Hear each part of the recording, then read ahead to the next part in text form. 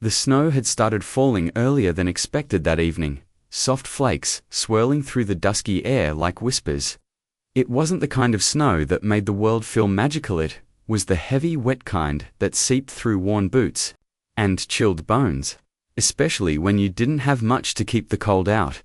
Maya tightened her scarf around her neck as she walked up the narrow path leading to her tiny cabin on the edge of town. The sun had long dipped below the hills, and the streetlights didn't stretch this far. Out here, the world felt forgotten, and most days, so did she. At 23.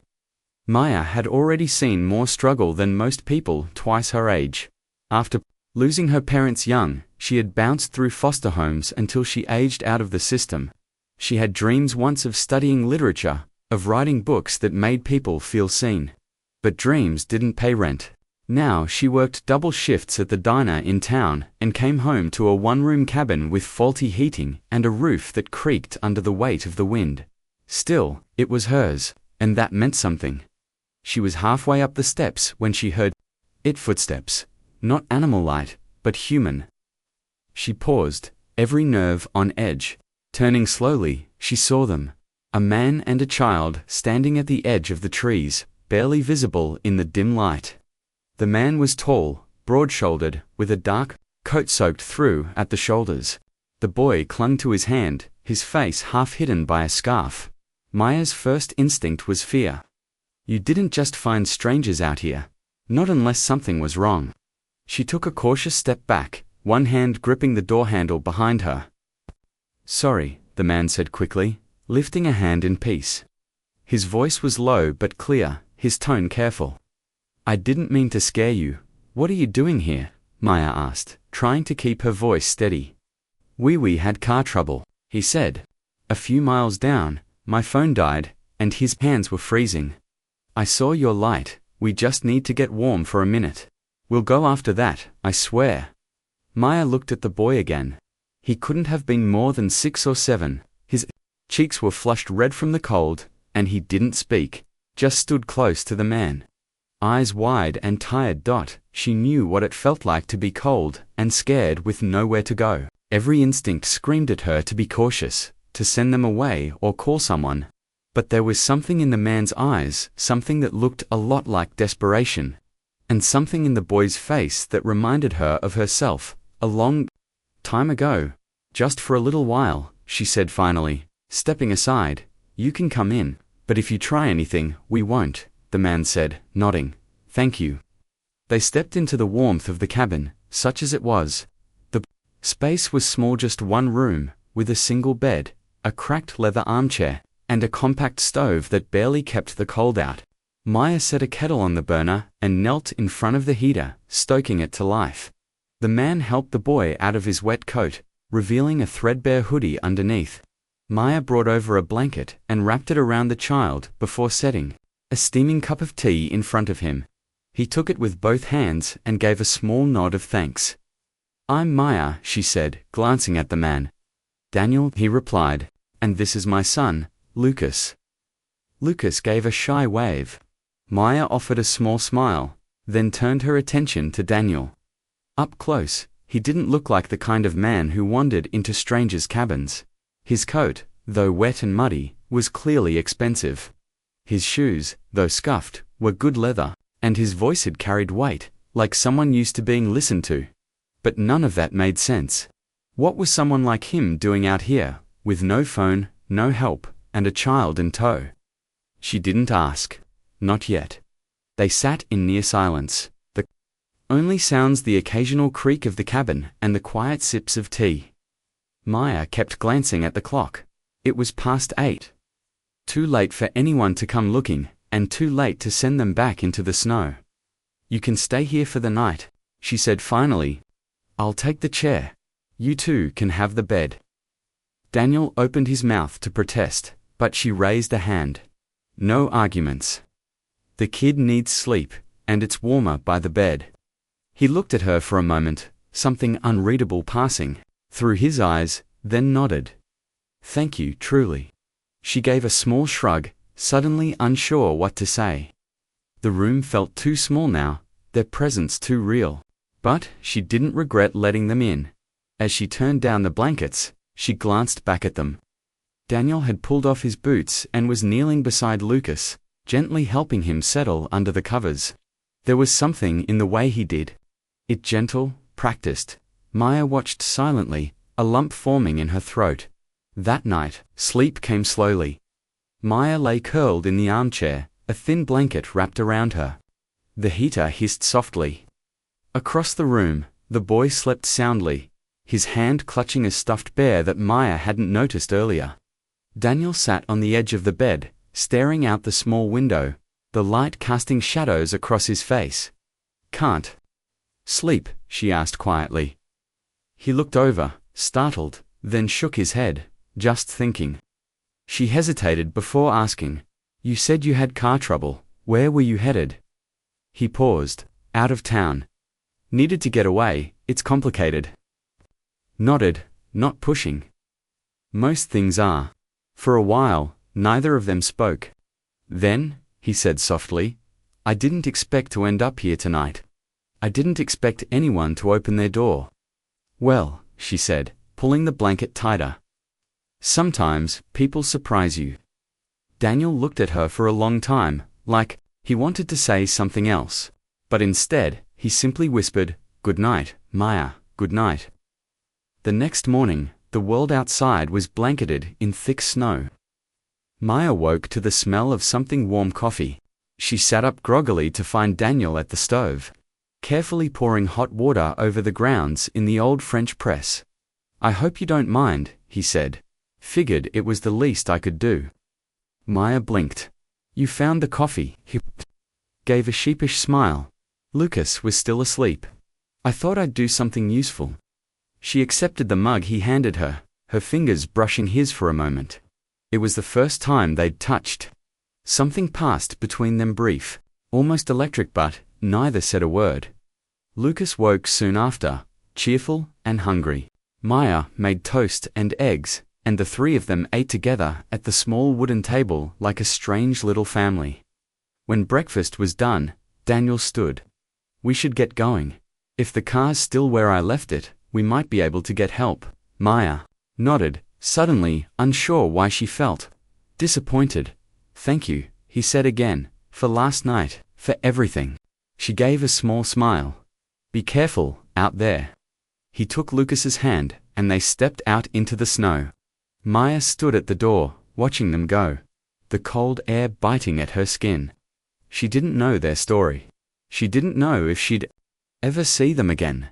But somehow, she knew this wasn't over. What Maya couldn't have known, what she wouldn't find out until days later, was who Daniel really was. That the man she had let into her home in the middle of a snowstorm was not just a tired father with car trouble. He was Daniel Blake, CEO of one of the largest tech companies in the country. A man whose face was rarely seen, whose name was whispered in business circles with awe and speculation. A man who had vanished from the public eye 6 months ago, after a tragedy that made headlines for weeks. And now he was walking back into the world with her. But for now, all Maya knew was the echo of their footsteps and the strange warmth left behind in the room. And the question she couldn't stop asking herself: why had a man like that ended up at her door? And what would happen when the truth came out? 3 days passed. Maya went back to work at the diner, wiping counters and pouring coffee like nothing had changed. But everything had. Her mind kept drifting to that snowy night, to the stranger and his son who had filled her tiny home with quiet warmth. She could still hear Lucas's sleepy laugh, still feel the heat from the coffee Daniel made that morning, still see his eyes watching her like she was more than just a girl living on the edge of nowhere. She hadn't expected to see them again, not really. Most people passed through and didn't look back. But on the fourth morning, a sleek black car pulled up in front of the diner. It wasn't the kind of car that belonged in a town like this. Not with its polished chrome and quiet engine. People turned to look. Even her manager peeked out from the kitchen. Maya stepped outside, heart pounding in her chest before she even knew why. And there he was, Daniel, standing on the sidewalk, hands in his coat pockets, looking slightly out of place in a town built on broken roads and small dreams. Maya stopped in her tracks. What are you doing here? I wanted to say thank you properly, he said. And I wanted to ask if we could talk. Talk, she echoed, suspicious now. You drove all the way here just to talk. He smiled gently, kind of. They sat on a bench outside the diner, the air crisp but bearable. Maya crossed her arms, still unsure. You're not just some guy with car trouble, are you? Daniel hesitated, then shook his head. No, I'm not. And then, quietly, he told her the truth. He told her about his company, about the media, silence after his wife died, about how Lucas had stopped speaking for nearly 3 months, and how nothing, not therapy, not travel, not even time seemed to bring him back, until that night. That night, when a stranger opened her door and didn't ask who he was or what he had. That night, Lucas spoke again. I needed to disappear for a while, Daniel said. I needed to remember what mattered, and somehow, I ended up at your door. Maya sat silent for a long moment. So, what now? You're here to what? Me? Offer me a check? No, he said quickly. No check. No charity. I'm not here as a CEO. I'm here because I can't stop thinking about how it felt that night. Safe, real. You looked at me like a person, not a project. Maya looked down at her hands. I don't know what you want from me. Nothing, he said honestly. But I'm hoping for something. It was hard to explain what happened after that. Daniel didn't sweep her away in a limo or buy her fancy clothes. He came back the next week, and the week after. Sometimes with Lucas, sometimes just for coffee. They talked about simple things. Books, grief, fear, hope. She told him about foster homes, about how people left, and how she learned not to count on anyone. And slowly, something began to grow. But not everyone was happy about it. It started with whispers at the diner, then questions from neighbors, then a visit from a woman in a sharp coat who stepped out of an SUV with tinted windows and asked if Maya had any understanding of who she was associating with. She's a good girl, Maya overheard her manager telling someone behind the counter. But men like him don't end up in towns like this without a reason. The pressure built fast. Reporters showed up. One even followed her home. Daniel tried to shield her from it, but the truth had cracked open and everything was coming out. The tabloids called her the mystery woman. They speculated wildly. Gold digger. Hidden heiress. Some said she had trapped him. Others said he had bought her. Through it all, Maya kept working, kept living quietly. But the noise grew louder, and soon even she began to question what this all meant. One night, Daniel came to her cabin again. It was late, and she opened the door already exhausted from the day. I'm sorry, he said softly. They're out of line. I've tried to make it stop. She stepped aside, letting him in, arms folded. It's not just about them, Daniel. It's about me. I don't belong in your world. You belong wherever you want to belong, he said, a quiet fierceness in his voice. You saved us. You didn't even know who we were, and you gave us warmth. That means something. Shook her head. It's not that simple. It is, he insisted. You made my son smile again.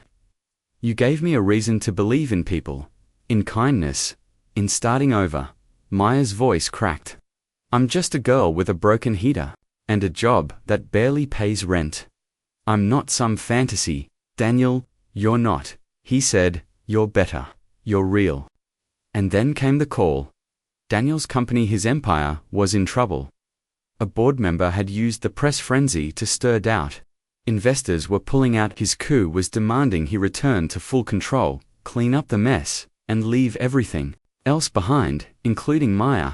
You need to choose, the coup said bluntly. This relationship is a liability. The media is using her to dismantle your credibility. Daniel stood at a crossroads. His reputation, his future, everything he had, built. And her. Maya didn't make it easier. If going back means pretending this didn't happen, then don't look back, she told him. I never asked for this. He stared at her, torn. I need time, he said. Maya nodded, holding back the ache. Then take it, but don't come back unless you're sure. He left without a promise. The silence that followed was the hardest part. Maya went back to her routines, but everything felt heavier. Her cabin was quiet. The world was loud, and Lucas hadn't come with Daniel that last time. Weeks passed. Then, one night, there was a knock at her door, and when she opened it, there he was. But this time, he wasn't alone. Lucas stood beside him, holding a drawing. It was Maya standing in the snow, opening her door. Daniel's voice was quiet. I walked away from everything, because the only thing that ever saved me was right here. Maya stared at him, heart thudding. I lost myself in that world, he said. But when I was with you, I remembered who I wanted to be. Not the CEO, not the headlines, just a man, a father, a partner. He knelt just slightly, no grand gesture, just honesty. I came back, not for a headline, not for pity, for us. Maya looked down at Lucas. He smiled softly, and her heart broke open. And then Daniel said the words that left everything hanging in the air. But I don't know if it's too late. Maya's breath caught. And that's where we'll leave it for now. Will she forgive him? Will love be enough to survive the weight of the world watching? Sometimes the simplest doors hold the most complicated answers. Stay tuned for the next part of the story, and if it moved something in you believe in second chances, quiet kindness, and unexpected love, don't forget to like, comment, and subscribe. Because sometimes, one night can change everything. Maya didn't speak right away. Her hands trembled slightly as she looked at Daniel, then at Lucas, and back again. Snow had started to fall again, soft and steady, coating the steps where he now stood, just like that first night. But everything was different. Everything was known now. No more secrets, no more hiding. I thought you chose them, she whispered. The company, the headlines, the power.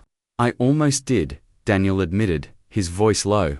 Because I thought that's who I had to be. But every day without you, I realized I was building something that meant nothing without a soul. And you gave it back to me. Lucas reached out and gently took her hand. I drew this at school, he said, holding up the picture. The teacher said to draw home. Tears filled Maya's eyes. She knelt down, brushing hair back from the boy's face. You still call me that? He nodded. You opened the door. Maya stood slowly, heart pounding, emotion rising up like a tide. Do you know how hard it was? She said to Daniel, her voice shaking. Everyone looked at me like I was something to be used, something to be discarded. I've spent most of my life wondering if anyone would ever see me. Not just walk past. I didn't just see you, Daniel said, stepping forward. I saw everything. Your strength, your kindness, the way you carry others even when you can barely carry yourself. And I let the noise get in the way, but I won't do that again. She looked at him, finally meeting his eyes. And if they tear you down again, for this, then I'll let them, he said, without hesitation. Because you and Lucas, that's the only truth I need now. If the world wants to question us, let them. I just want to be where it's quiet and honest. I want to be with you. Maya exhaled shakily, like something heavy was finally lifting from her chest. The fear, the doubt, the ache of abandonment, it was still there. But something else was rising with it, hope. She reached for his hand. You're late, she said softly. But you're here, Daniel smiled, relief breaking through him like sunlight. So, is that a yes? To what? To starting over. Not as strangers, not as a billionaire and a waitress, but as to people who found something real. When the rest of the world was frozen, Maya nodded. Yes, it's a yes. Daniel pulled her close, not in a dramatic movie kind of way, but with the quiet certainty of someone who finally found what he was looking for. Lucas clapped, a wide grin lighting up his face. That weekend, they stayed at the cabin, the one Maya had once called broken and forgotten. Daniel had made repairs quietly, carefully, without changing its spirit. The creaky floors still groaned. The fireplace still crackled, and the wind still howled outside like a reminder of the storm that had brought them together. By Sunday morning, it no longer felt like the end of something, but the start. Daniel didn't quit the company. Instead, he reshaped it. He put people like Mio, people with lived experience, at the table.